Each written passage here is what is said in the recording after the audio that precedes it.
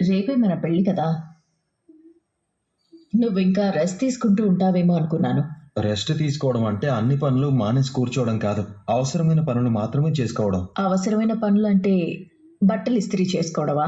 Bachelor life లో బట్టలు ఇస్త్రీ చేసుకోవడం కూడా అవసరమైన పని. అబ్బాయి జీవితంలో ఇంతకంటే అవసరమైనవి చాలా ఉంటాయి. ఏంటో అవి? కాబోయే భార్యకి ఒక మెసేజ్ చేయొచ్చు. ఎందుకు? మాట్లాడుకోవడానికి. ఏం మాట్లాడుకోవాలి? కాబోయే మొగుడు పెళ్ళాం ఏం మాట్లాడుకుంటారు? నాకు తెలీదు. నాకు తెలుసు అనుకుంటున్నావా? తెలిసే ఉండాలి. ఎలా? అబ్బాయి కంటే అమ్మాయిలు ఎప్పుడు మెచ్యూర్డ్ గానే ఉంటారు. అబ్బాయిల ఆలోచనల కంటే అమ్మాయిల ఆలోచనలు చాలా అడ్వాన్స్డ్ గా ఉంటాయి. అలా అని చెప్తున్నాను అంతే. కాబట్టి నీకు భార్యాభర్తలో పెళ్ళవడానికంటే ముందు ఏం మాట్లాడుకుంటారో తెలిసి ఉండాలి అన్నాను. సరే, నాకు తెలుసు అనుకో. అడిగితే చెప్పవా? ఏం చెప్పాలేంటి? కాసేపు దాన్ని ఆపుతావా?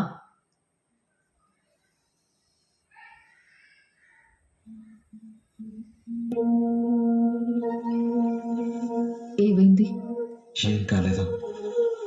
మరెందుకు? నేను ముద్దు పెట్టుకోబోతుంటే చేయి వెనక్కి తీసేసుకున్నా. ఇది కరెక్ట్ కాదనిపించింది. నేను నీకు కాబోయే భార్యని. ఇంకా కాలేదు కదా.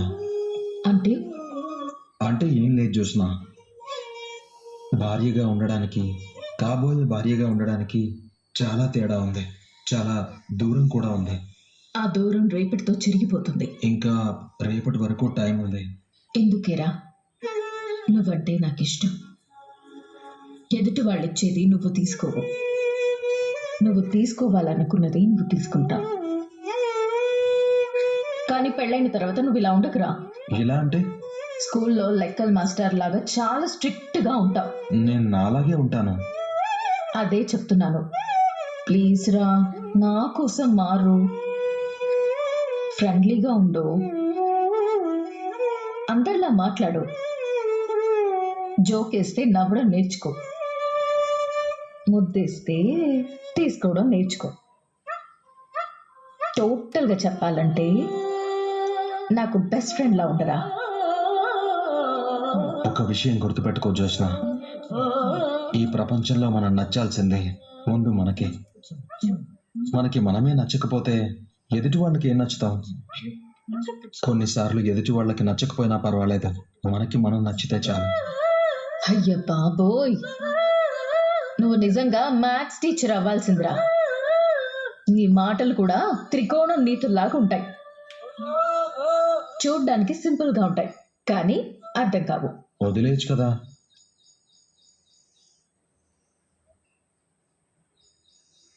వదిలేయడానికి నువ్వేమైనా చేతిలో వస్తువా?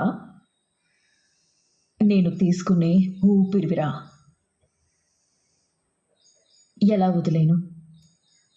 నీతో నేను కరిగిపోయి పూర్తిగా నేను మాయమైపోయే వరకు వదులుకోలేను. ఓ సారీ మేనకోళ్ళ.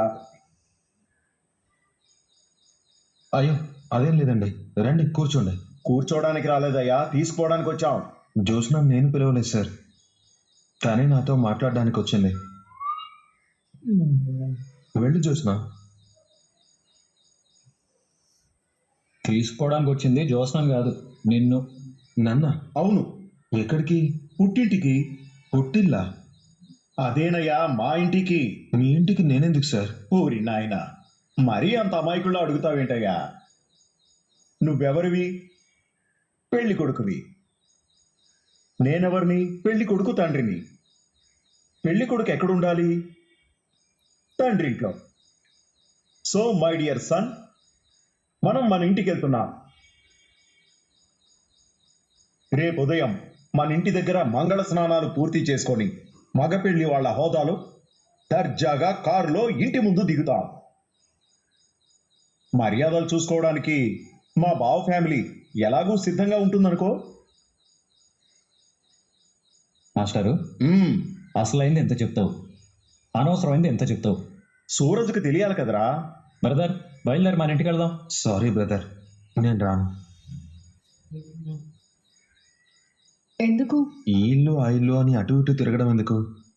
అందరం ఇక్కడే ఉన్నాం కదా. ఇక్కడే ఉండిపోండి. లేదా ఆ ఇంటి దగ్గర చేయాలనుకున్న కార్యక్రమాలు ఈ ఇంటి దగ్గర చేయొచ్చు. అది కాదు సూరజ్, మగ పెళ్లి వాళ్ళు ఆడపెళ్లి వాళ్ళు ఒకే చూరు కింద ఉండకూడదు. అలా ఉంటే పెళ్ళవదని పెద్దలు చెప్పారు. ఒక చూరు కింద ఎందుకున్నామండి? జోష్న వాళ్ళది మెయిన్ హౌస్, మనది అవుట్ హౌస్. వాళ్ళిల్లు వాళ్ళదే, మనిల్లు మందే. సరే, చెప్పిన మాట విన్నంటావు. సూరజ్ ఎవరు చెప్పింది వినడు మావయ్య. తన మాటే అందరూ వినాలనుకుంటాడు. మా మరిది మీద అప్పుడే కంప్లైంట్ చేయడం స్టార్ట్ చేసావా? అది కంప్లైంట్ కాదు, ఒక స్టేట్మెంట్. నా సూరజ్కి ఇష్టం లేని పని చేయకండి అని మనకి చెప్తుంది. ఓ బాబా, నువ్వు కూడా నన్ను ఆట పట్టిస్తున్నావా? మరదల్ని బావ కాకపోతే ఇంకెవరు ఆట పట్టిస్తారు? రే కార్తీక్, నేను కాంచన్తో మనం ఎక్కడికి వెళ్ళడం లేదు, ఇక్కడే ఉంటున్నామని చెప్పేస్తాను. అలాగే నాన్న.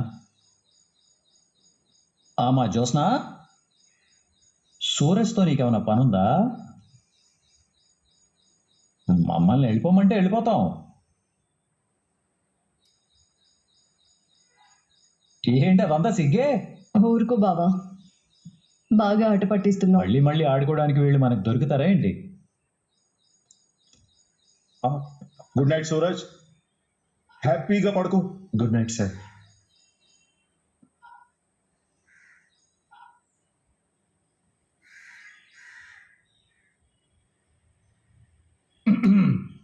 ఏంటి బ్రదర్, పెళ్ళికి ముందే అడ్వాన్స్ అవుదాం అనుకుంటున్నావా? భలే వాడి బ్రదర్. నేనేదో షర్ట్ ఇస్త్రీ చేసుకుంటూ ఉంటే నువ్వేం ఇస్త్రీ చేస్తున్నావో అర్థమవుతుందిలే. ఇదే నా బ్రదర్, నువ్వు నన్ను అర్థం చేసుకుంది. నీకు ధర్మరహస్యం చెప్తాను విను. ఏంటి బ్రదర్? మగాళ్ళ వీక్ పాయింట్, ఆడాళ్ళ స్ట్రాంగ్ పాయింట్ అదే. అదే అంటే? నువ్వు మరీ పెసపప్పులో ఉన్నావు కదా. అదంటే అదే. ఓ, మనం చాలా స్ట్రాంగ్గా ఉండాలి. పెళ్ళాన్ని కంట్రోల్లో పెట్టాలి. చేయమని. పెళ్ళాన్ని కంట్రోల్లో గుడ్ నైట్ సూరజ్, హ్యాపీగా పడుకో. Good night sir.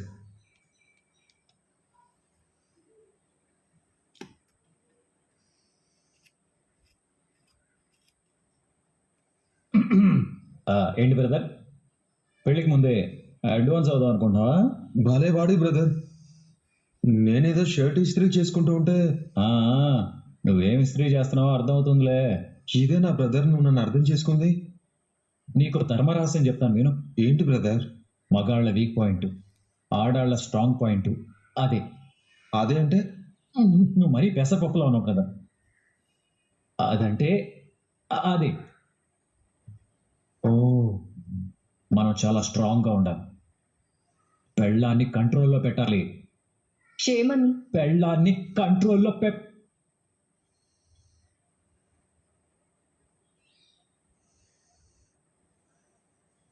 మధ్యలో ఆగిపోయావేంటి బావా? అంటే అది నేను ఇంకా మాట పూర్తి చేయలేదన్నమాట. అయితే పూర్తి చేయి. పెళ్ళాన్ని కంట్రోల్లో పెట్టాలి అని అనుకోకూడదు. భార్యాభర్తలు ఫ్రెండ్స్లా ఉండాలి, అంటే మాలా ఉండాలి అని చెప్తున్నాను అంతే దీపా. చూసావు నవ్వేసింది? భార్యను ఎప్పుడు ఇలా నవ్విస్తూ ఉండాలి. నవ్వించవలే కానీ సూరజ్ని పడుకునివు బావా. ఉదయాన్నే లేవాలి. రేపు సూరజ్ పెళ్ళి. తెలుసు బ్రదర్, నువ్వు పడుకో. మార్నింగ్ గ్లామర్గా ఉండాలి. వెళ్దాం. మనం వెళ్దాం పద. ఆగండి బ్రదర్, ఇంకేమైనా చెప్పాలా? మీకు సారీ చెప్పాలి. Sorry brother. సారీ వదిన. దేనికి సారీ? ఎందుకో చెప్పాలనిపించింది. అదే దేనికి? నువ్వేమైనా తప్పు చేసావా?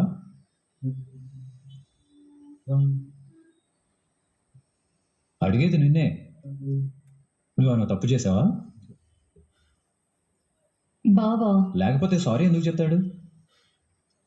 మిమ్మల్ని ఇబ్బంది పెడుతున్నాను. అర్థమైందా?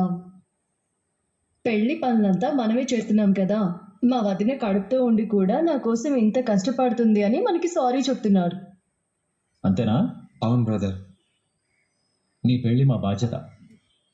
నువ్వు నాకు తమ్ముళ్ళు అంటాడువి, రేపటి నుంచి తోడల్లుడివి. మనం ఒకటే బ్రదర్. మన కోసం మనమే చేసుకోవాలి. బయట వాళ్ళు వచ్చేస్తారా ఏంటి? పడుకో. పద్దయిపా. Good night brother. Good night brother.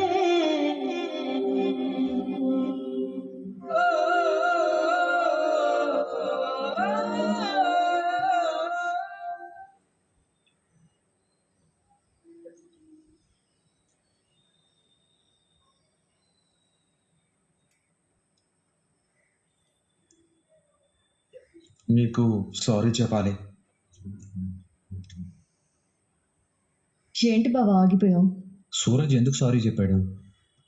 కారణం నువ్వు చెప్పావు కానీ సూరజ్ చెప్పలేదు కదా. నేను చెప్పిన దానికి అంతే అన్నాడు కదా. ఇంకేం ఆలోచిస్తున్నావు? నువ్వు పెద్ద డిటెక్టివ్ లాగా తయారయ్యావు. అదిగా తిప్ప, నేను మాలిని ఇంట్లో. ఇప్పుడు వాళ్ళ గురించి మనకెందుకు? తెల్లారితే పెళ్ళి. ఇక్కడ పనులు అక్కడే ఉన్నాయి. చక్క పెట్టాల్సింది మనమే కదా. వెళ్దాం పదా. సారీ ఎందుకు చెప్పాడు? ఈ సూరజ్ ఓ పట్టాన అర్థం కాడు.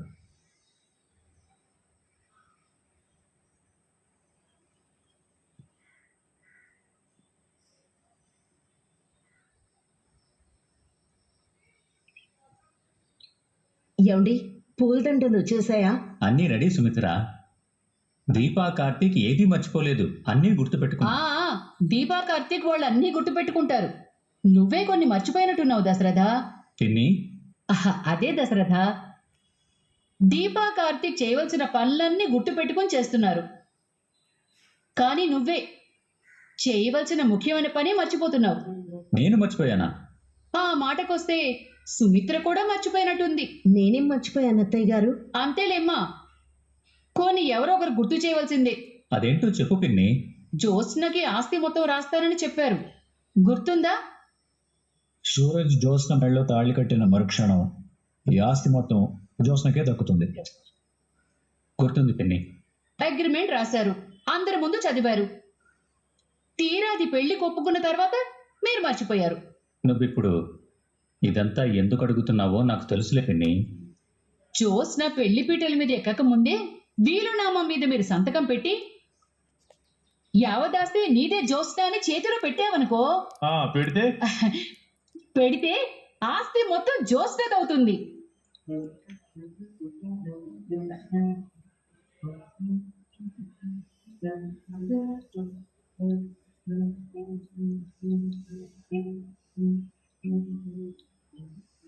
జ్యోత్స్న పేరున ఆస్తి మొత్తం ఇప్పుడు రాయాలని నువ్వు అన్నయ్య గుర్తు చేయవలసిన అవసరం ఏంటమ్మా? అసలేం జరిగిందంటే, ఆయన ఇక్కడ లేనోడివి, ఇక్కడ విషయాలన్నీ నీకెలా తెలుస్తాయిరా? కూతురు పెళ్ళంటే తండ్రి ఉండాలి కదా.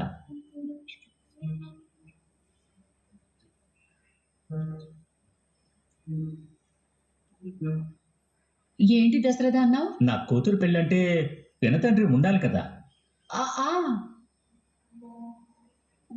దాసు నా రక్తం పంచుకు పుట్టకపోయినా నా తమ్ముడే పిన్ని. నాకు తమ్ముడైతే నా కూతురికి పినతండ్రి అవుతాడు. నీతో అదే చెప్పాను పిన్ని. ఏం సుమిత్ర, నేను తప్పేమైనా చెప్పానా? లేదండి, దాసు కూడా మన కుటుంబంలో మనిషి. ఈ సందర్భంలో గుర్తు చేయకూడదు, కానీ ఒక విషయం చెప్పాలని ఉంది దాసు. ఏంటదినా? నా కూతురు పుట్టినప్పుడు నీ కూతురు పుట్టింది, కానీ పుట్టగానే చనిపోయింది.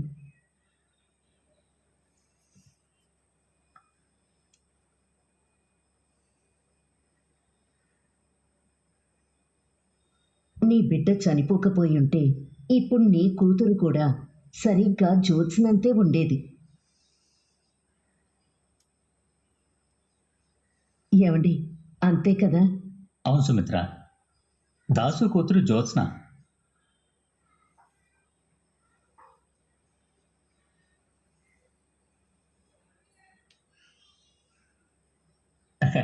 అన్నట్లు ఉండేది. నా కూతురు పెళ్ళి నీ కూతురు పెళ్ళి అనుకో తమ్ముడు. అవును దాసు, ఇది నీ కూతురు పెళ్ళే అనుకో. నీ కాడబిడ్డ పుట్టి చనిపోయిందన్న ప్రేమగా పిలిపించుకోవడం కూడా అదృష్టం అనుకుంటాను వదినా. ఇది నా బిడ్డ పెళ్లి అనుకుంటాను. అన్ని పనులు నేనే దగ్గరుండి చూసుకుంటాను. అలాగే దాసు. ఏమండి, మీరు నాతో రండి. దాసు, నువ్వు మాట్లాడుతూ ఉండు, నేను మళ్ళీ వస్తాను. అలాగే అన్నయ్య.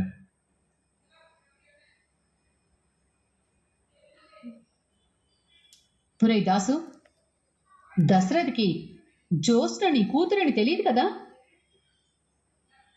తెలీదు కానీ మనం వేరే విషయాలు మాట్లాడుకోవాలి. ఏంటి దాసు? అదే వీళ్ళమ్మ గురించే. ఉన్నాయిరా, నాకు చాలా పనులున్నాయి, వస్తాను. వస్తున్నా. నేనెవరో పిలవలేదమ్మా.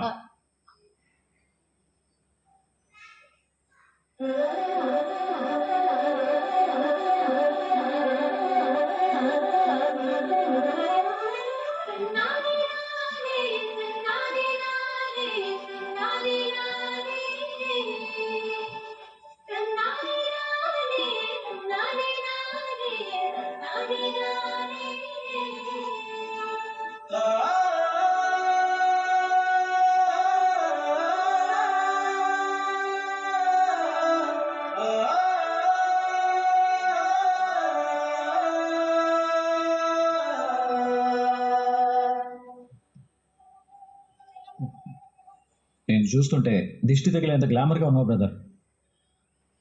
దీన్నే పెళ్లి కళ అంటారేమో. గుమ్మడికాయతో దిష్టి తీస్తావు, ఎర్ర నీళ్ళతో దిష్టి తీస్తావు, గట్టిగానే తీయాలి. నా మరిదికి దిష్టి పెట్టకండి. నువ్వెంత దిష్టి తీసినా దీనికి దిష్టి తగ్గుతుంది సుమిత్ర. పిల్ల బంగారు బొమ్మలా మెరిసిపోతోంది. ఏమంటావు కాంచనా? దీందంతా వాళ్ళ అమ్మ పోలికే పిన్ని. కళ్యాణి ఇంత అందంగా ఏం ఉండేది కాదులే. హాయ్ జో. హాయ్ శౌర్య. ఏర్పాట్లు ఎలా జరుగుతున్నాయి? దాన్ని అడుగుతావేంటే? ఇదే పెద్ద అత్త. సందడి మొత్తం దీందే అత్త. అవును, నాది. జో, ఒకసారి స్మైల్ ఇవ్వు, ఫోటో తీసుకుంటాను. నీకు ఫోన్ ఎక్కడిదే? చెప్తే నువ్వు తీసేసుకుంటావు. వాళ్ళ నాన్నదేమో. ఎవరిదైతే నీకెందుకు జోగ్రాని? ఈరోజు జో పెళ్ళి. కాసేపు ఫోన్ ఆడుకుంటే తప్పేంటి? అయినా నేనేం ఊరికి ఆడుకోవడం లేదు, ఫోటోలు తీస్తున్నాను. జో, నా స్మైల్ ఇవ్వ, నేను ఫోటో తీస్తాను. నీకు ఫొటోస్ తీయడం కూడా వచ్చా? మనకి చదువు తప్ప అన్నీ వచ్చు. నా చదువు గురించి ఇప్పుడు అవసరమా నానమ్మ? ఏదో సరదాగా అందిలేవే. సరదాకి నేను తప్ప ఇంకెవరు దొరకలేదా? ఏదో చిన్న పిల్లవని. నేను తాత అడిగాడు. ఏ తాతయ్యే? దాస్ తాత. వాణ్ణి తప్పించుకోవడానికే కదా ఇక్కడికి వచ్చింది. వెళ్ళు, బయట ఎదుగుతున్నాడు. వెళ్తాలేవే. వెళ్ళకపోతే నువ్వు ఇక్కడ ఉన్నావని చెప్తాను. నువ్వు మామూలు దానివి కాదే. మీ నానమ్మ చెప్పింది కరెక్టే. నీకు చదువు తప్ప అన్నీ వచ్చు. అందరు నా చదువు గురించి. చిన్నప్పుడు మీరు ఏదో గోల్డ్ మెడల్ ఇస్తున్నట్టు. అయ్యో, ఎంత మాట అన్నావే. అయ్యో, అది అలానే అంటుంది వదినా. సరే సరే, మనం మండపం దగ్గరికి వెళ్దాం వదినా. జ్యోత్స్న, నువ్వు ఇక్కడే ఉండు. ముహూర్తం సమయానికి నేనే వచ్చి నిన్ను తీసుకెళ్తాను. అలాగే మమ్మీ. చూడు, అల్లరి చేయకూడదు. అల్లరి చేయకపోతే పిల్లలు ఎలా అవుతారమ్మమ్మా? ఇది ముదిరిపోయింది. మరి మేము ఎలా భరిస్తున్నాం అనుకుంటున్నావు వదినా దీన్ని? వాళ్ళ అమ్మకి మాత్రం ఏది భయపడుతుంది వదిన. పద, మనం వెళ్దాం. సరే పద. ఏమే, మీ అమ్మకి భయపడతావా? అంత అవుతే భయపడినట్టు నటిస్తాను. నువ్వు సూపరే. ఇంతకీ నువ్వెవరి ఫోటోలు తీసావు?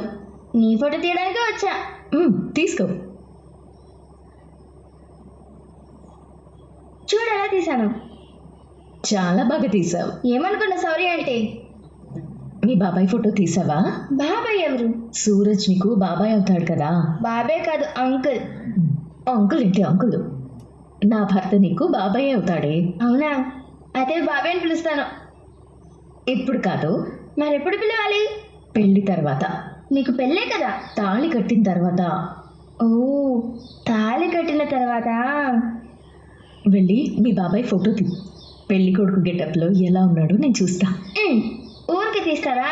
ఏం కావాలో చెప్పవే. పిల్లలు చెప్పరు. ఇదిగో తీసుకో.